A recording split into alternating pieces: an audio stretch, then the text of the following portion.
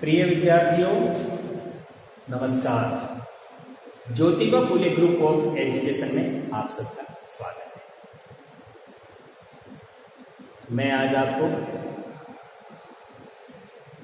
विज्ञान कक्षा 10 अध्याय 8 में CNG और LPG के बारे में बताऊंगा। CNG compressed natural gas. हम जानते हैं कि CNG में मेथेन के साथ साथ कुछ अन्य हाइड्रोकार्बन भी होते हैं और कार्बन की प्रतिशत मात्रा कम होने के कारण यह दहन करते समय कार्बन मोनोऑक्साइड और कार्बन डाइऑक्साइड की मात्रा कम बनाता है, जिससे पर्यावरण प्रदूषण कम होता है। CNG हल्की होती है। अगर इसका रिसाव हो जाता है वायुमंडल में तो ये हल्की होने के कारण ऊपर उठ जाती है और दुर्घटना होने की संभावना कम होती है। CNG को प्राप्त कैसे करते हैं? कंप्रेस्ड नेचुरल गैस, संपीड़ित प्राकृतिक गैस, पृथ्वी की गहराई में जब पेट्रोलियम पदार्थों का खनन कार्य किया जाता है तो पेट्रोलियम से ऊपर परत के रूप में ये प्राकृतिक गैस पाई जाती है। इस प्राकृतिक गैस को बाहर निकाल करके उच्च तापमान पर इसे संपीड़ित कर दिया जाता है, कंप्रेस्ड कर दिया जाता है। इसीलिए इसका नाम कंप्रेस्ड नेचुरल गैस या संपीड़ित प्राकृतिक गैस रखा गया है। अब मैं पहले आपको CNG के बारे में लिखवाता हूं। लिखेंगे CNG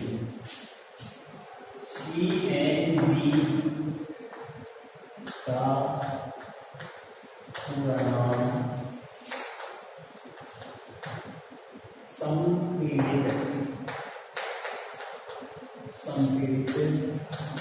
प्राकृतिक गैस। इसमें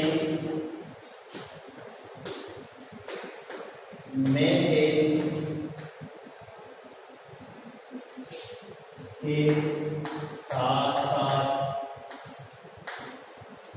कुछ अन्य हाइड्रोकार्बन भी पाए जाते हैं। कार्बन की प्रतिशत मात्रा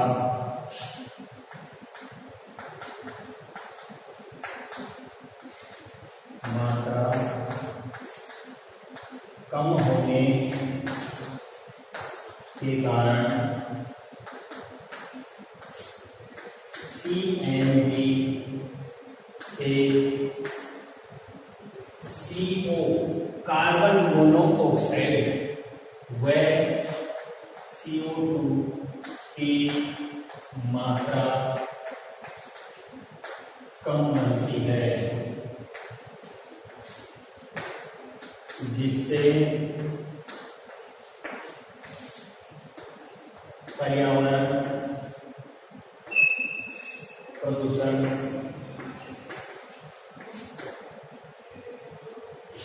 कम होता है।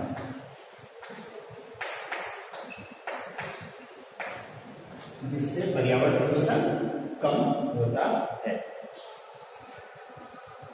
CNG का अगर रिसाव हो जाता है, मैं आपको बता चुका हूं कि ये हल्की होने के कारण वायुमंडल में विलीन हो जाती है और दुर्घटना की संभावना कम।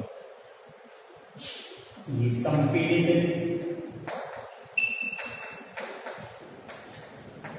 प्राकृतिक गैस का यदि रिसाव हो जाता है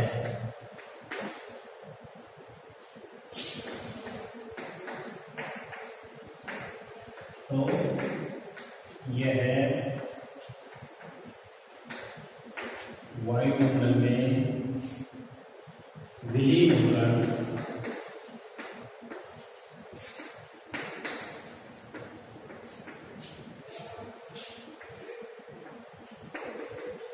हल्की होने के कारण क्यों विलीन हो जाती है? हल्की होने के कारण विलीन हो जाती है। वायुमंडल में विलीन होकर दुर्घटना की संभावना कम कर देती है।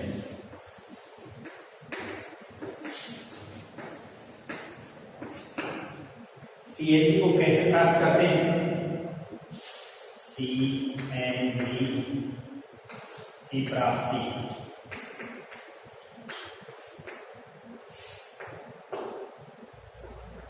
क्या करते हैं? पृथ्वी की गहराई में पेट्रोलियम पदार्थों के ऊपर पृथ्वी की गहराई में जब ड्रिल किया जाता है, पृथ्वी की गहराई में जब ड्रिल किया जाता है, पृथ्वी की गहराई में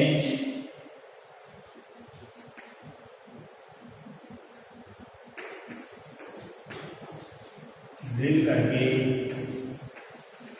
जब पेट्रोलियम पदार्थों को प्राप्त किया जाता है,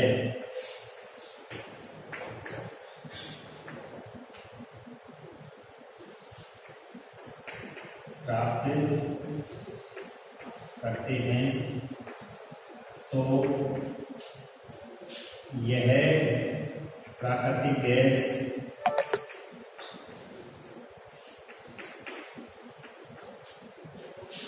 उन पेट्रोलियम पदार्थ के ऊपर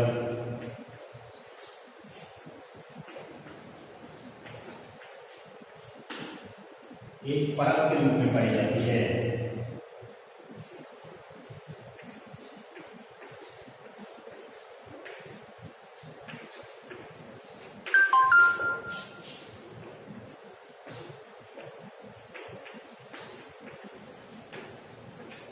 परत के रूप में ये पाई जाती है, प्राकृतिक गैस परत के रूप में जब पाई जाती है। जब पेट्रोलियम का खनन करते हैं तो ये गैस बाहर निकल करके आती है, जिसे उच्च ताप पर संपीड़ित कर लिया जाता है, इसलिए इसका नाम संपीड़ित प्राकृतिक गैस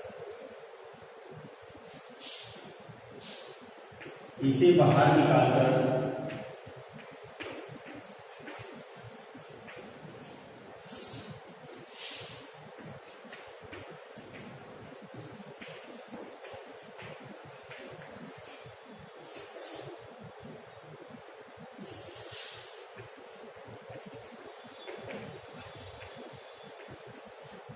उस तापमान को संपीड़ित कर लिया जाता है।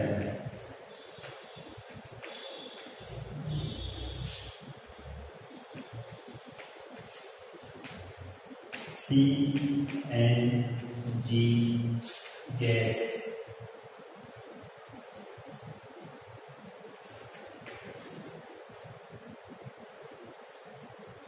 कहलाती है।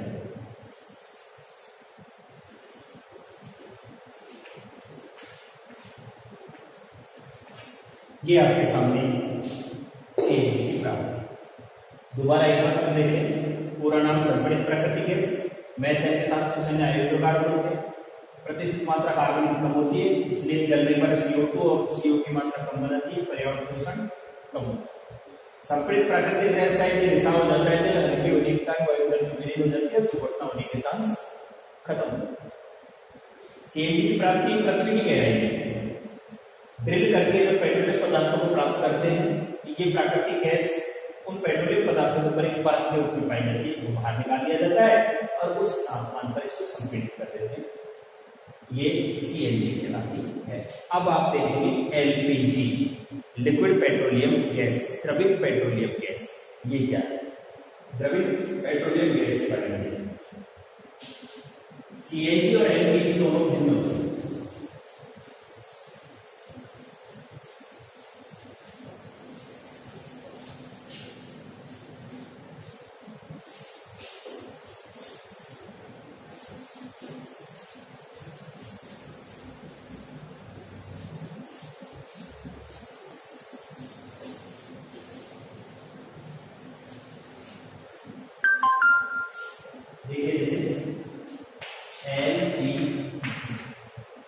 एलपीजी का पूरा नाम, एलपीजी का पूरा नाम द्रवित पेट्रोलियम गैस है। इसमें भी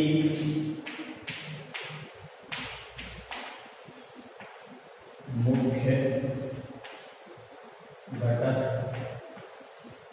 CH4 होता है। कौन सा होता है? इसमें भी मेथेन होता है। इसमें कार्बन की प्रतिशत मात्रा कुछ एलपीजी में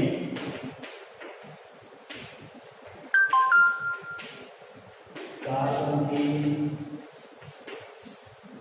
प्रतिशत मात्रा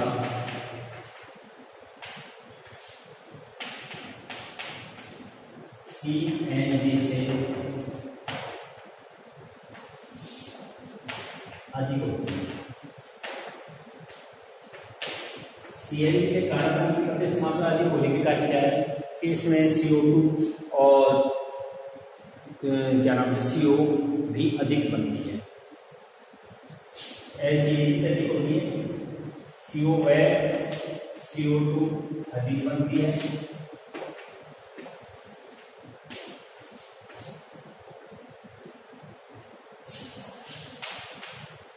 भारी होने के कारण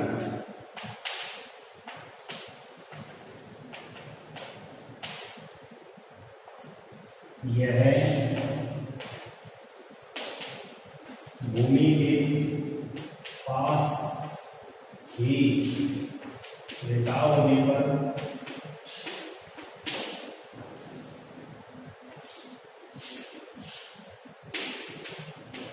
जमने लगती है।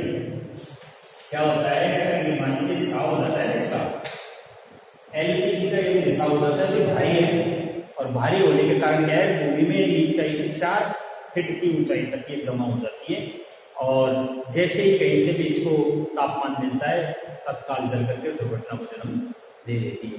तो ये सीएनजी से ज्यादा घातक होता है। ये गलत लिखा हुआ है, भारी होने के कारण भूमि के पास ही रिसाव होने पर जमने लगती है।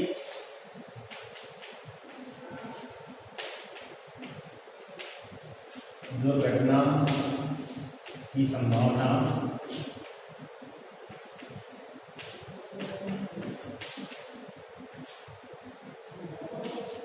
सीएनजी से ज्यादा होती है।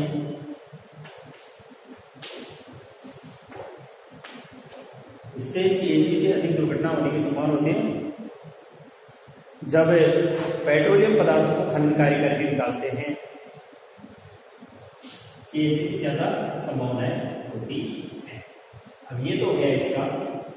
अब एलपीजी को प्राप्त कैसे करते हैं? एलपीजी की प्राप्ति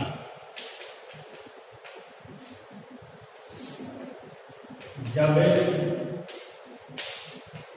पेट्रोलियम पदार्थों को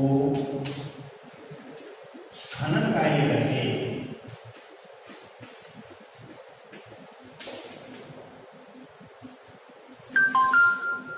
बाहर निकालते हैं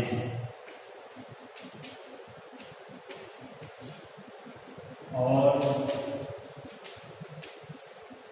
उसका और पेट्रोलियम पदार्थ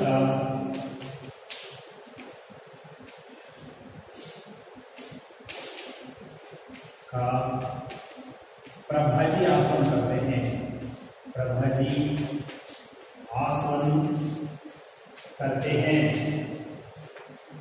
प्रभाजी आसवन में अलग अलग तापमान पर, प्रभाजी आसवन में अलग अलग तापमान पर पेट्रोल, डीजल, पैराफिन, मोम, ईथर, बेंजीन और क्या नाम से ऑयल, मोम आदि सारी चीजें, प्राकृतिक गैस, अंतिम उत्पाद कोलतार, डामर जिसको बोलते हैं रह जाता है। तो ये अलग उसी में से एक तापमान पर एलपीजी और सीएनजी दोनों की प्राप्ति को बताने के पश्चात मैं आपको सीएनजी के उपयोग लिखवा रहा हूँ। पहला उपयोग मैंने आपको लिखवाया कि ईंधन के रूप में ये काम में आती है। दूसरा उपयोग मैंने लिखवाया कि यातायात के लिए चलने वाले जो वाहन होते हैं उसमें पेट्रोलियम विकल्प या डीजल के विकल्प के स्थान पर भी सीएनजी का उपयोग किया जाता है। बहुत से यहाँ लापरवाही करते हैं और सीएनजी सिलेंडर के स्थान पर एलपीजी का सिलेंडर उपयोग में लेते हैं, जो दुर्घटना को न्योता देना होता है। बहुत सी जगह आपने देखा होगा चलने वाले वाहनों में जब आग लग जाती है तो अधिकांश जांच करने में पाया जाता है इसमें एलपीजी का सिलेंडर लगा हुआ था। तो मैं आपको बता रहा था कि यातायात हेतु चलने वाले वाहनों में पेट्रोल तथा डीजल के विकल्प के रूप में सीएनजी का उपयोग किया जाता है। मैं आपको एक बार फिर आगाह करना चाहता हूं कि यातायात वाहनों में एलपीजी का बिल्कुल प्रयोग नहीं करना चाहिए। ये कानून के खिलाफ भी है और दुर्घटना को न्योता देता है। मैंने आपको बताया था एलपीजी भारी होती है, रिसाव होने पर नीचे की तलवी में जमा हो जाती है, तत्काल आग पकड़ देती है। सीएनजी हल्की होती है, हल्की होने का रिसाव होने पर वायु में मिल जाती है, दुर्घटना होने की संभावना कम हो जाती है। अब प्रश्न ये बनता है आपके सामने कि एलपीजी से सीएनजी श्रेष्ठ क्यों है? दोनों का तुलनात्मक अंतर कर देना। कार्बन मोनोऑक्साइड कार्बन डाइऑक्साइड का बढ़ने की मात्रा के आधार पर, रिसाव होने पर हल्की भारी होने के आधार पर, और क्या नाम से दुर्घटना की संभावना को पता करके आप दोनों में अंतर कर सकते हैं। अब आपके सामने नया पॉइंट है बहुलक, जिसको हम पॉलीमर कहते हैं। पॉलीमरेशन और पॉलीमर क्या है, मैं आपको इसके बारे में सबसे पहले बहुलक की परिभाषा बोलूँ।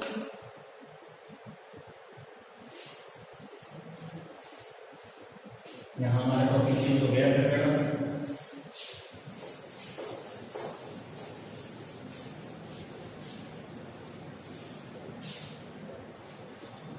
बहुलक लिखेंगे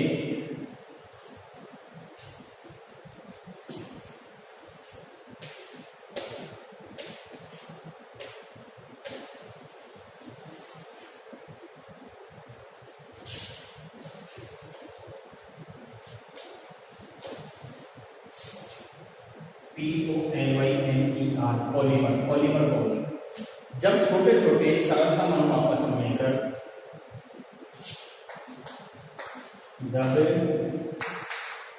छोटे छोटे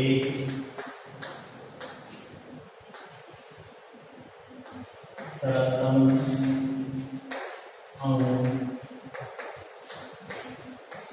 आपस में मिलकर जब छोटे छोटे सरलतम अणु आपस में मिलकर के एक उच्च अणु भार वाली उच्च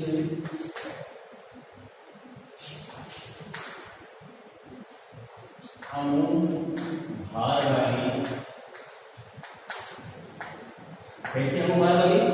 एक उच्च अणु भार वाली लंबी श्रृंखला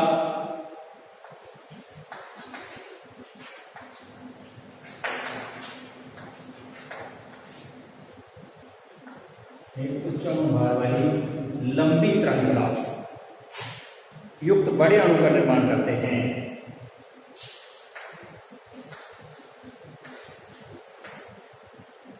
बड़े अणु का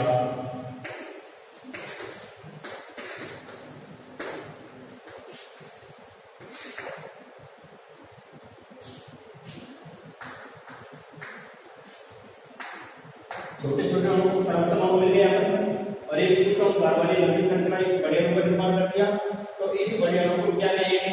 इसको हम बहुलक कहते हैं। जिसे बहुलक कहते हैं, जिसे बहुलक कहते हैं। और इस प्रक्रिया को क्या कहते हैं? तथा इस प्रक्रिया को पॉलीमरीशन या बहुलीकरण, इस प्रक्रिया को बहुलकीकरण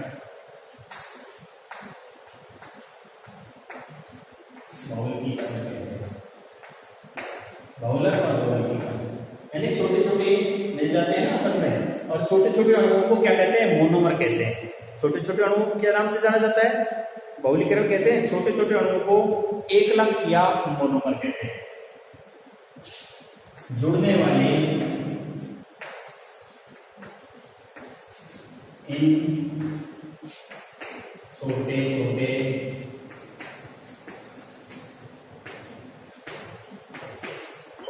अणुओं को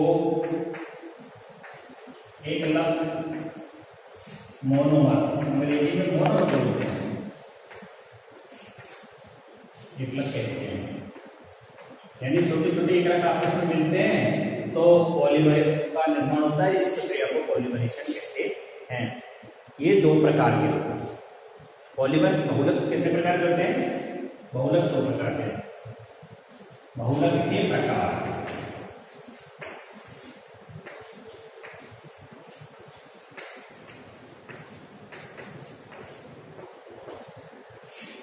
पॉलीमर दो प्रकार के होते हैं।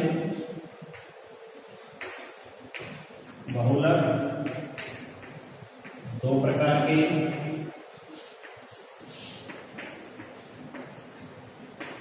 होते हैं। नंबर एक, इसको हम कहते हैं प्राकृतिक बहुलक, इसे क्या कहते हैं? Natural polymer.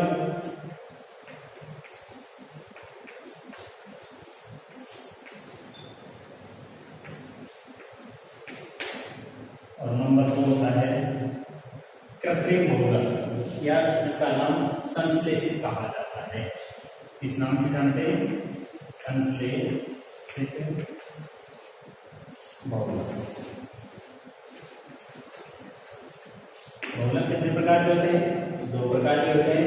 एक होता है सिंथेटिक पॉलीमर्स, एक सिंथेटिक पॉलीमर होता है और एक नेचुरल पॉलीमर होता है। नेचुरल प्राकृतिक बहुलक हो गया, संश्लेषित ये मानव निर्मित होते हैं, जिनको सिंथेटिक के नाम से जानते हैं।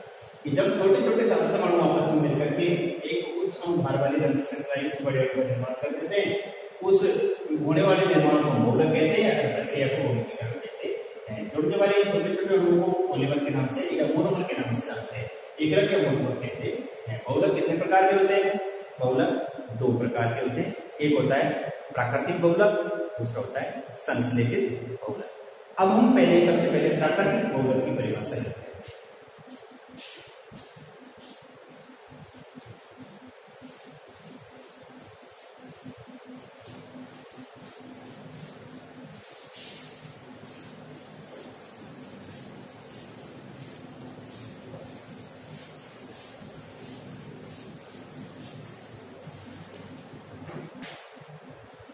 प्राकृतिक बहुलक,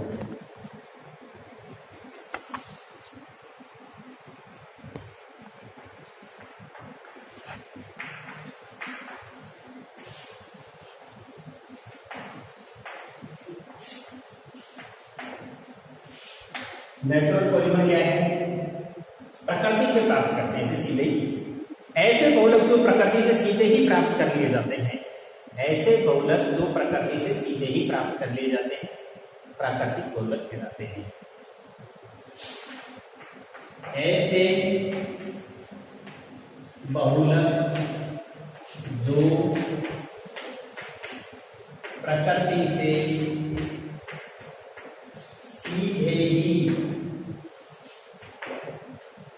प्राप्त कर लिए जाते हैं,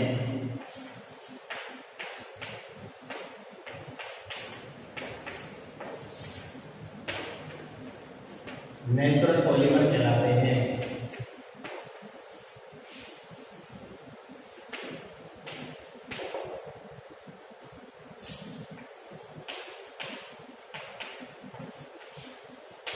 इसे कहेंगे प्राकृतिक बहुलक, कि ऐसे बहुलक जिनको प्रकृति में सीधे ही प्राप्त कर लेते हैं कहलाते हैं। जैसे प्राकृतिक रबर है, स्टार्च है, रेनिन है। जैसे एग्जाम्पल में रबर, स्टार्च, रेजिन, गोंद, रंजक,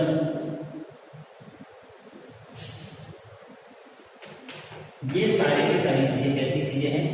ये सारी की सारी चीजें प्राकृतिक बहुलक के नाम से जानी जाती है। अब आपको मैं प्राकृतिक रबर के बारे में लिख देता हूँ एक बार। सेल्यूलोज है, स्टार्च है, मंड है, ये सब क्या है? प्राकृतिक बहुलकीय होते हैं। प्राकृतिक रबर के बारे में लिखते हैं। प्राकृतिक रबर,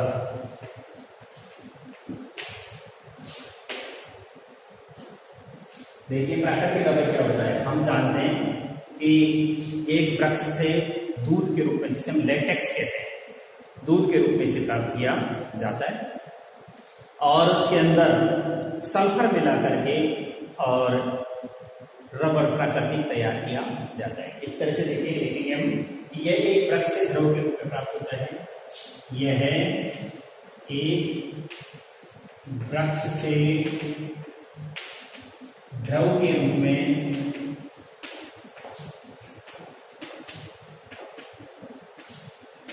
होता है। इसे रबर क्षीर या लेटेक्स कहते हैं। इस नाम से जानते हैं, जिसे रबर क्षीर, जिसे रबर क्षीर या लेटेक्स के नाम से जानते हैं।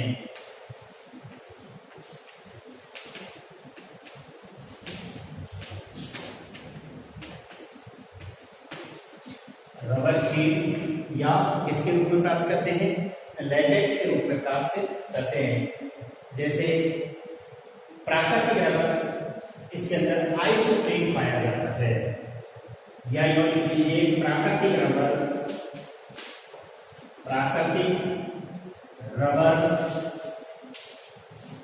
आइसोप्रीन का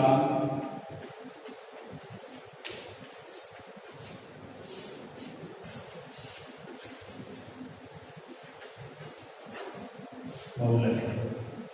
प्राकृतिक रबर किसका बहुलक है? आइसोप्रीन का बहुलक होता है। अब मैं आपको प्राकृतिक रबर का जो स्ट्रक्चर है उसके बारे में बताता हूँ। प्राकृतिक रबर का संरचना कैसी है? देखिए, सबसे पहले आइसोप्रीन लेते हैं और आइसोप्रीन का जैसे ही बहुलीकरण करेंगे वो पॉली आइसोप्रीन में बदल जाएगा और उसे ही हम प्राकृतिक रबर के नाम से जानते हैं। देखिए, जैसे